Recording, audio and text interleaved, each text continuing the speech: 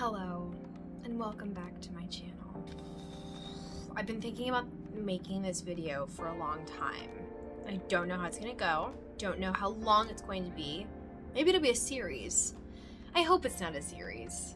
I really hope it's like a how I relit my passion type of video and that it's got a happy conclusion, but we don't know. So I realized earlier this year that I had been acting professionally for this year is 11 years. That's a long time. That's nearly half my life. I booked my first paid job when I was 14. I turned 25 in October. And I've been acting since long before that.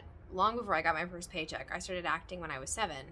And through quarantine, I really contemplated whether or not I wanted to go back into on-camera and theater. Because I think for the last few years, it has made me really, really depressed.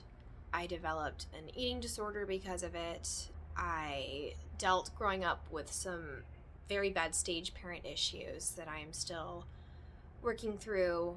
And a lot of stuff on like gender expression and fitting into a box. I've never felt like I have fit into the box that people need me to be to make the money to book the big things. I've always felt weird and different, which I suppose we all feel weird and different, but those really get heightened when you're going every day into an office full of girls that look kind of like you, but way prettier and way skinnier, and they have more credits and things like that.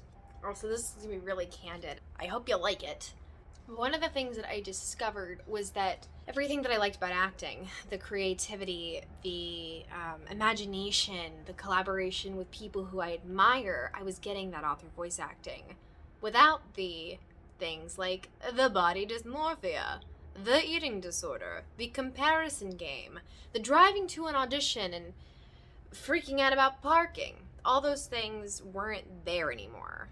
I really leaned into that. I love voice acting. I love that it's my job. It is the coolest job in the world. I love it. But in the past few months, I have started to feel the pull again. And I talked to my mentor about it, and I said, I felt okay giving it up because I wasn't seeing stories that I care about being told. So I wasn't seeing anything that I felt like I was missing out on. But in the last few months, I've gotten to see some projects that have completely shook me, reminded me why I love doing this, and also given me a really big sense of hope for the kinds of projects coming out and feeling like I can be more myself rather than trying to fit into a box. So, I am going to give this, I think, one more real try for on camera and for theater. I'm not exactly sure what that means, but there's a couple things that I do know, and that it's that I want to do it on my terms. I don't want to do anything that doesn't resonate with me. I'm not going to waste the time. And I want to feel like I am expressing myself and bringing forward the art that I am interested in, putting my stamp onto whatever script I am given, because that's what I get to do in voiceover. And I feel very seen in voiceover. I feel like I work with people who are just incredible and are striking, and their creative visions just thrill me every time. And I know those people exist out there in the film and theater and TV worlds. I've gotten to work with some of them, but it hasn't been the majority of my experience. And I know that that is out there. And I think I want to go find it. I'm also in a stage now of my life where I'm working full-time in voiceover. I don't have to have a side job. I'm incredibly blessed. Again, this is something that I've been working 11 years for. I coach professionally, and I have been blessed to be working. So if I want to do this, I really only want to go out for projects that inspire me, because my real job is real freaking cool and it makes me really happy. And I only want to take time away from it if it's for another project that I'm going to feel fulfilled and excited about doing. And I'm wondering if that is a good thing or a bad thing, because when I was younger, I felt like I had to audition for everything because I never knew what was going to make me like a star. And now I really don't have the energy to do that. I turned 25 this year. My time is, like I said, I work a lot in voiceover. I coach a lot. I have people I love that I care about and want to spend time with. I have my dog. I have my own apartment to take care of. I have groceries to buy, food to cook. So I think I want to go into this in a completely different mindset. Because when we are in acting school, we're taught you never know what your big break is going to be. It's true. You don't know what's going to be the big thing. But I think it also creates FOMO, the fear of missing out, and feeling like you have to do everything. And I don't want to live like that. It makes me very anxious and very depressed. That's not how I want to live. If there's no success from it and I find myself in a couple of months being like, I hate this, then I'm not going to upload this video. Or maybe I'll upload it with a resolution. My hope for this is that, obviously, always the hope is that, like, things work out. But I hope I can come to this vlog with a sense of renewed purpose and excitement and fire to be pursuing this, because I love creating. And I'm a firm believer in, like, being the change that I want to see in the world and in Hollywood on a smaller scale, because obviously I'm from here. This is the part of the world that I feel like I can make a difference in. I've been doing that with producing The Flame for the last 16 months. Is that, okay, I want more queer stuff in voiceover. All right, I'm going to produce it. And we did it.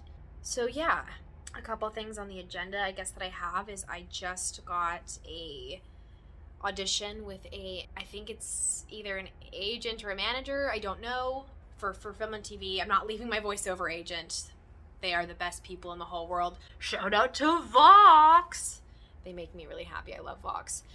I just feel like I think I'll be upset at myself if I don't give it one more honest go, coming from a place of authenticity. I've spent the last year tearing down a lot of false ideas about myself and like re-coming to terms with who I am and who I want to show up in the world as. And this is a big part of that. I lost myself for a long time and I was trying to be what I thought everyone else needed me to be. So I am really, really, really, really over that. I'm going to bring you along.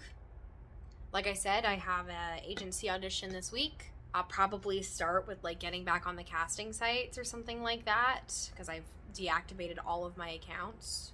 And I'll probably take pictures that I feel look like me. And I just feel like I'm putting on a costume version of myself that I would wear at Halloween.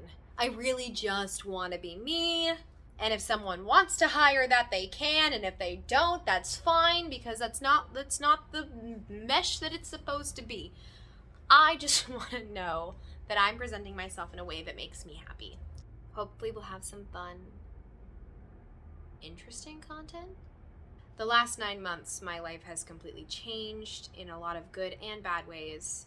I've also dealt with a lot of loss of a lot of family members, went through a really tough breakup, and I just feel like now that I have found myself again and I feel like I'm in a safe place where I have a home, where I feel stable, I want to try it. Maybe I'll vlog this until I book something. It's kind of scary. I've fit into so many people's expectations and boxes, and it just, I don't think I can do it anymore. It's really exhausting. And I'm only 24. If I'm this tired now, what would I be if I kept doing it till I was like 50? I would surely look withered and like a prune. We can't have that. We can't have that. Enough with the rambling. I'll just go off forever. I don't know. I also want to like share this stuff because this is and has been a huge part of my life. I don't remember a time that I wasn't an actor. And again, I've just started to see projects where I finally feel like I see myself or that are like really exciting to me. I think it started when I watched The Haunting of Bly Manor. And like all of like Florence Pugh's work, like her entire body of work.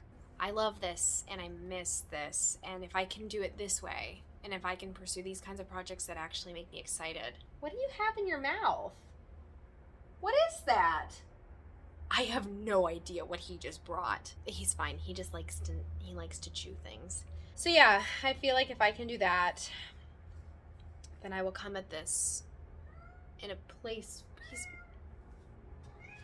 He just was telling me that he wanted to go play in the bathroom. He's got a thing for water, which is weird for a cat. So, I hope you follow along, and if you do, make sure to hit the like and subscribe and all that stuff. Yeah, stick around. We'll do more stuff. I don't know what stuff, but we'll do some stuff. And I guess we're gonna do this. Just scary. It's scary. But I know that's why it's good for me. Alright, let's do it.